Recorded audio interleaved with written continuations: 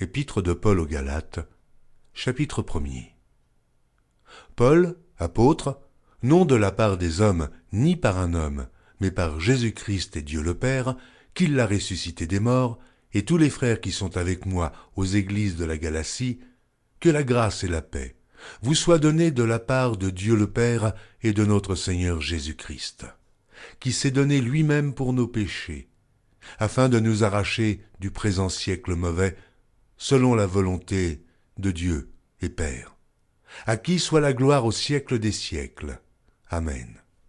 Je m'étonne que vous vous détourniez si promptement de celui qui vous a appelé par la grâce de Christ pour passer à un autre évangile.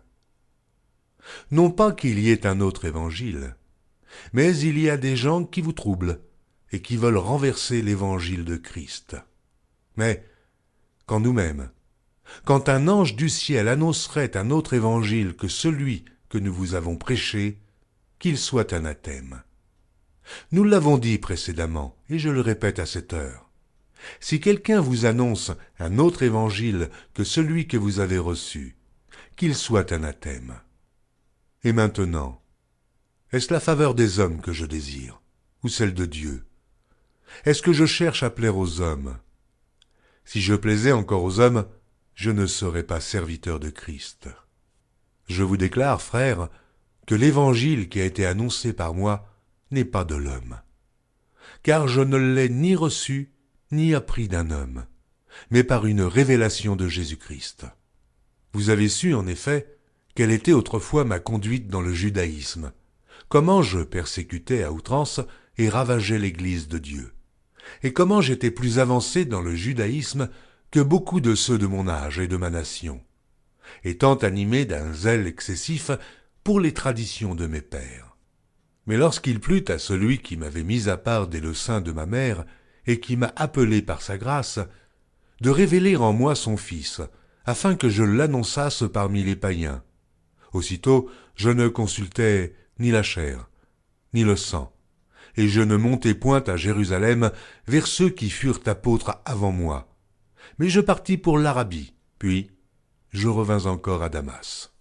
3 ans plus tard, je montai à Jérusalem, pour faire la connaissance de Céphas, et je demeurai 15 jours chez lui.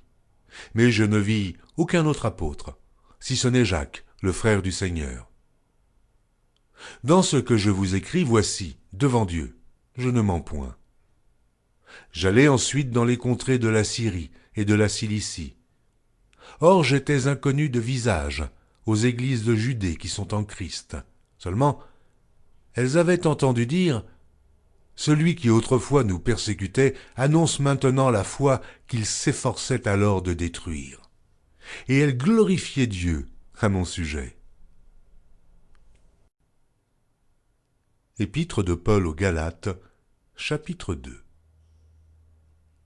14 ans après, je montai de nouveau à Jérusalem avec Barnabas, ayant aussi pris Tite avec moi. Et ce fut d'après une révélation que j'y montai. Je leur exposai l'évangile que je prêche parmi les païens. Je l'exposai en particulier à ceux qui sont les plus considérés, afin de ne pas courir ou avoir couru en vain. Mais Tite, qui était avec moi et qui était grec, ne fut pas même contraint de se faire circoncire, et cela à cause des faux frères qui s'étaient furtivement introduits et glissés parmi nous pour épier la liberté que nous avons en Jésus-Christ, avec l'intention de nous asservir. Nous ne leur cédâmes pas un instant, et nous résistâmes à leurs exigences, afin que la vérité de l'Évangile fût maintenue parmi vous. Ceux qui sont les plus considérés, quels qu'ils aient été jadis, cela ne m'importe pas. Dieu ne fait point exception de personne. Ceux qui sont les plus considérés ne m'imposèrent rien. Au contraire, voyant que l'Évangile m'avait été confié pour les incirconcis comme à Pierre pour les circoncis, car celui qui a fait de Pierre l'apôtre des circoncis a aussi fait de moi l'apôtre des païens.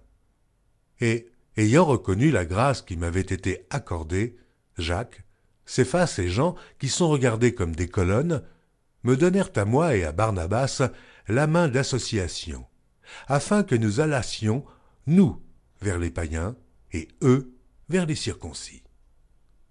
Ils nous recommandèrent seulement de nous souvenir des pauvres, ce que j'ai bien eu soin de faire. Mais lorsque Céphas vint à Antioche, je lui résistai en face, parce qu'il était répréhensible. En effet, avant l'arrivée de quelques personnes envoyées par Jacques, il mangeait avec les païens, et, quand elles furent venues, il s'esquiva, et se tint à l'écart par crainte des circoncis. Avec lui, les autres Juifs usèrent aussi de dissimulation, en sorte que Barnabas même fut entraîné par leur hypocrisie.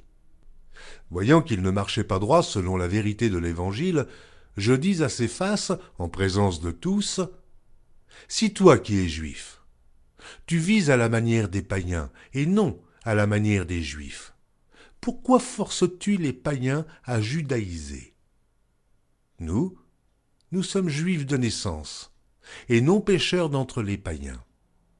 Néanmoins, sachant que ce n'est pas par les œuvres de la loi que l'homme est justifié, mais par la foi en Jésus-Christ, nous aussi, nous avons cru en Jésus-Christ, afin d'être justifiés par la foi en Christ, et non par les œuvres de la loi, parce que nulle chair ne sera justifiée par les œuvres de la loi. Mais, tandis que nous cherchons à être justifiés par Christ, si nous étions aussi nous-mêmes trouvés pécheurs, Christ serait-il un ministre du péché? Loin de là. Car si je rebâtis les choses que j'ai détruites, je me constitue moi-même en transgresseur. Car c'est par la loi que je suis mort à la loi, afin de vivre pour Dieu. J'ai été crucifié avec Christ. Et si je vis, ce n'est plus moi qui vis. C'est Christ qui vit en moi. Si je vis maintenant dans la chair, je vis dans la foi au Fils de Dieu, qui m'a aimé et qui s'est livré lui-même pour moi. Je ne rejette pas la grâce de Dieu, car si la justice s'obtient par la loi, Christ est donc mort en vain. Épître de Paul aux Galates, chapitre 3. Aux Galates dépourvus de sens. Qui vous a fasciné, vous, aux yeux de qui Jésus-Christ a été peint comme crucifié? Voici seulement ce que je veux apprendre de vous. Est-ce par les œuvres de la loi que vous avez reçu l'Esprit, ou par la prédication de la foi? Êtes-vous tellement dépourvus de sens? Après avoir commencé par l'Esprit, voulez-vous maintenant finir par la chair? Avez-vous tant souffert en vain? Si toutefois c'est en vain, celui qui vous accorde l'Esprit et qui opère des miracles parmi vous, le fait-il donc par les œuvres de la loi ou par la prédication de la foi? Comme Abraham crut à Dieu et que cela lui fut imputé à justice, reconnaissez donc que ce sont ceux qui ont la foi, qui sont fils d'Abraham. Aussi l'Écriture, prévoyant que Dieu justifierait les païens par la foi, a d'avance annoncé cette bonne nouvelle à Abraham. Toutes les nations seront bénies en toi, de sorte que ceux qui croient sont bénis avec Abraham le croyant. Car tous ceux qui s'attachent aux œuvres de la loi sont sous la malédiction, car il est écrit « Maudit est quiconque n'observe pas tout ce qui est écrit dans le livre de la loi et ne le met pas en pratique. Et que nul ne soit justifié devant Dieu par la loi. Cela est évident, puisqu'il est dit « Le juste vivra par la foi ». Or la loi ne procède pas de la foi, mais elle dit « Celui qui mettra ces choses en pratique vivra par elles ». Christ nous a rachetés de la malédiction de la loi, étant devenu malédiction pour nous, car il est écrit « Maudit est quiconque est pendu au bois », afin que la bénédiction d'Abraham eût pour les païens son accomplissement en Jésus-Christ, et que nous reçussions par la foi l'Esprit qui avait été promis. Frères, je parle à la manière des hommes. Une disposition en bonne forme, bien que faite par un homme, n'est annulée par personne, et personne n'y ajoute. Or les promesses ont été faites à Abraham et à sa postérité. Il n'est pas dit « et aux postérités », comme s'il s'agissait de plusieurs, mais entends qu'il s'agit d'une seule, et à ta postérité, c'est-à-dire à Christ. Voici ce que j'entends. Une disposition que Dieu a confirmée antérieurement ne peut pas être annulée, et ainsi la promesse rendue vaine par la loi survenue 430 ans plus tard. Car si l'héritage venait de la loi, il ne viendrait plus de la promesse. Or, c'est par la promesse que Dieu a faite à Abraham ce don de sa grâce. Pourquoi donc la loi? Elle a été donnée ensuite à cause des transgressions, jusqu'à ce que vînt la postérité, à qui la promesse avait été faite. Elle a été promulguée par des anges au moyen d'un médiateur. Or, le médiateur n'est pas médiateur d'un seul, tandis que Dieu est un seul. La loi est-elle donc contre les promesses de Dieu? Loin de là. S'il eût été donné une loi qui pût procurer la vie, la justice viendrait réellement de la loi. Mais l'Écriture a tout renfermé sous le péché, afin que ce qui avait été promis fût donné par la foi en Jésus-Christ et à ceux qui croient. Avant que la foi vînt, nous étions enfermés sous la garde de la loi en vue de la foi qui devait être révélée. Ainsi, la loi a été comme un pédagogue pour nous conduire à Christ, afin que nous fussions justifiés par la foi. La foi étant venue, nous ne sommes plus sous ce pédagogue, car vous êtes tous fils de Dieu, par la foi en Jésus-Christ. Vous tous qui avez été baptisés en Christ, vous avez revêtu Christ. Il n'y a plus ni juif ni grec, il n'y a plus ni esclave ni libre, il n'y a plus ni homme ni femme, car tous, vous êtes un en Jésus-Christ. Et si vous êtes à Christ, vous êtes donc la postérité d'Abraham, héritier selon la promesse. Épître de Paul aux Galates, chapitre 4. Or, aussi longtemps que l'héritier est enfant, je dis qu'il ne diffère en rien d'un esclave, quoiqu'il soit le maître de tout. Mais il est sous des tuteurs et des administrateurs, jusqu'au temps marqué par le Père. Nous aussi, de la même manière, lorsque nous étions enfants, nous étions sous l'esclavage des rudiments du monde. Mais, lorsque les temps ont été accomplis, Dieu a envoyé son Fils, né d'une femme, né sous la loi, afin qu'il rachetât ceux qui étaient sous la loi, afin que nous reçussions l'adoption. Et parce que vous êtes fils, Dieu a envoyé dans nos cœurs l'esprit de son Fils, lequel crie « Abba, Père ». Ainsi tu n'es plus esclave, mais fils. Et si tu es fils, tu es aussi héritier, par la grâce de Dieu. Autrefois, ne connaissant pas Dieu, vous serviez des dieux qui ne le sont pas de leur nature. Mais à présent que vous avez connu Dieu, ou plutôt, que vous avez été connus de Dieu, comment retournez-vous à ces faibles et pauvres rudiments, auxquels de nouveau vous voulez vous asservir encore? Vous observez les jours, les mois, les temps et les années. Je crains d'avoir inutilement travaillé pour vous. Soyez comme moi, car moi aussi je suis comme vous. Frères, je vous en supplie. Vous ne m'avez fait aucun tort. Vous savez que ce fut à cause d'une infirmité de la chair que je vous ai pour la première fois annoncé l'Évangile. Et mis à l'épreuve par ma chair, vous n'avez témoigné ni mépris, ni dégoût. Vous m'avez au contraire reçu comme un ange de Dieu, comme Jésus-Christ. Où est donc l'expression de votre bonheur? Car je vous atteste que, si cela eût été possible, vous vous seriez arraché les yeux pour me les donner. Suis-je devenu votre ennemi en vous disant la vérité? Le zèle qu'ils ont pour vous n'est pas pur, mais ils veulent vous détacher de nous afin que vous soyez zélés pour eux. Il est beau d'avoir du zèle, pour ce qui est bien et en tout temps, et non pas seulement quand je suis présent parmi vous. Mes enfants, pour qui j'éprouve de nouveau les douleurs de l'enfantement, jusqu'à ce que Christ soit formé en vous, je voudrais être maintenant auprès de vous, et changer de langage, car je suis dans l'inquiétude à votre sujet.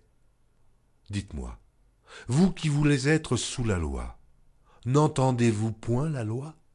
Car il est écrit qu'Abraham eut deux fils, un de la femme esclave et un de la femme libre. Mais celui de l'esclave naquit selon la chair, et celui de la femme libre naquit en vertu de la promesse. Ces choses sont allégoriques, car ces femmes sont deux alliances. L'une du mont Sinaï, enfantant pour la servitude, c'est Agar, car Agar, c'est le mont Sinaï en Arabie, et elle correspond à la Jérusalem actuelle, qui est dans la servitude avec ses enfants. Mais la Jérusalem d'en haut est libre, c'est notre mère, car il est écrit « Réjouis-toi, stérile, toi qui n'enfantes point, éclate et pousse des cris, toi qui n'as pas éprouvé les douleurs de l'enfantement, car les enfants de la délaissée seront plus nombreux que les enfants de celle qui était mariée.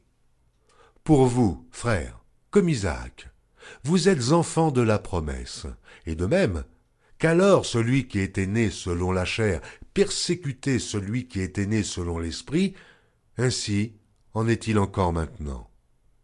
Mais que dit l'Écriture? Chasse l'esclave et son fils, car le fils de l'esclave n'héritera pas avec le fils de la femme libre.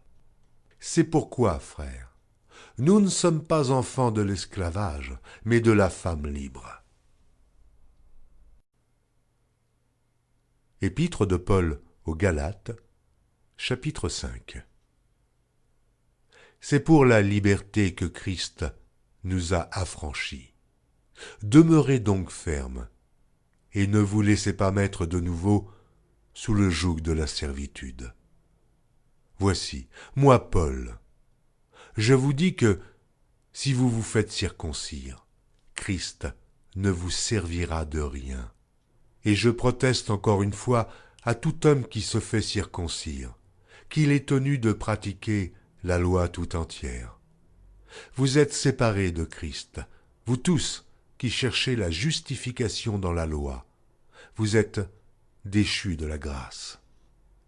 Pour nous, c'est de la foi que nous attendons, par l'Esprit, l'espérance de la justice. Car en Jésus-Christ, ni la circoncision, ni l'incirconcision n'a de valeur, mais la foi qui est agissante par la charité. Vous couriez bien. Qui vous a arrêté pour vous empêcher d'obéir à la vérité? Cette influence ne vient pas de celui qui vous appelle. Un peu de levain fait lever toute la pâte.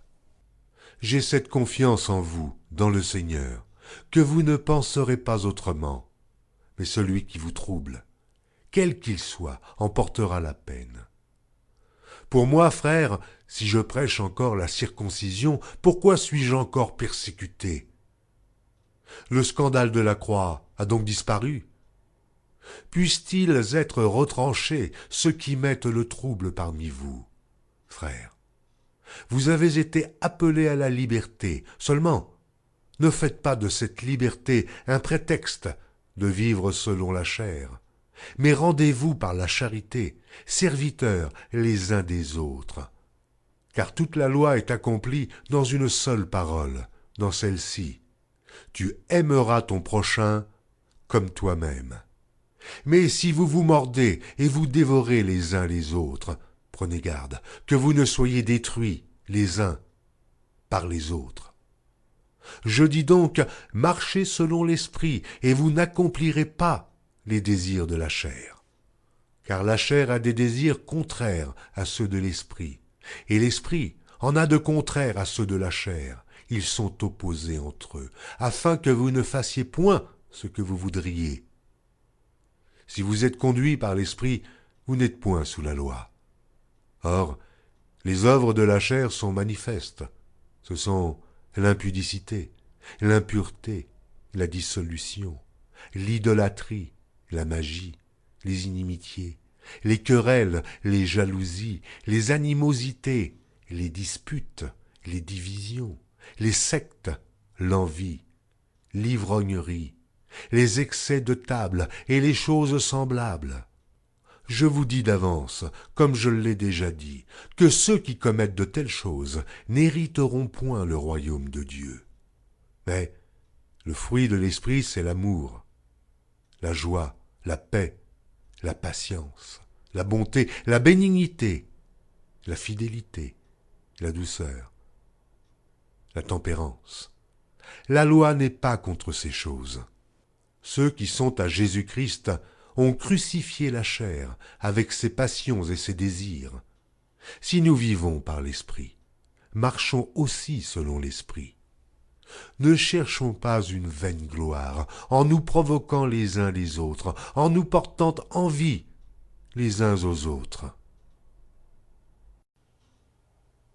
Épître de Paul aux Galates, chapitre 6. Frères, si un homme vient à être surpris en quelque faute, vous qui êtes spirituels, redressez-le avec un esprit de douceur. Prends garde à toi-même, de peur que tu ne sois aussi tenté. Portez les fardeaux les uns des autres, et vous accomplirez ainsi la loi de Christ. Si quelqu'un pense être quelque chose, quoiqu'il ne soit rien, il s'abuse lui-même. Que chacun examine ses propres œuvres, et alors il aura sujet de se glorifier pour lui seul, et non par rapport à autrui.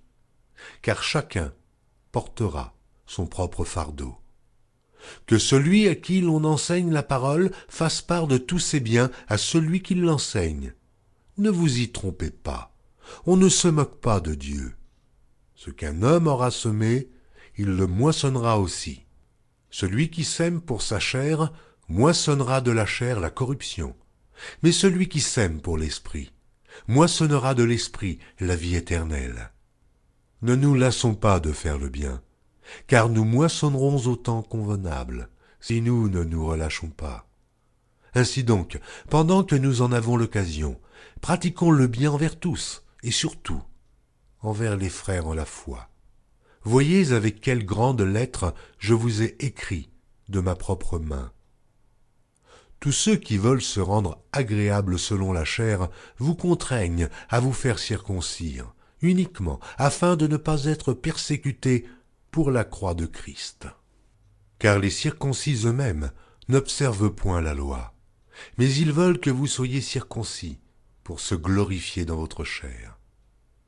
Pour ce qui me concerne, loin de moi la pensée de me glorifier d'autre chose que de la croix de notre Seigneur Jésus-Christ, par qui le monde est crucifié pour moi, comme je le suis pour le monde. Car ce n'est rien que d'être circoncis ou incirconcis. Ce qui est quelque chose, c'est d'être une nouvelle créature. Paix et miséricorde sur tous ceux qui suivront cette règle et sur l'Israël de Dieu. Que personne désormais ne me fasse de la peine, car je porte sur mon corps les marques de Jésus. Frères, que la grâce de notre Seigneur Jésus-Christ soit avec votre esprit. Amen.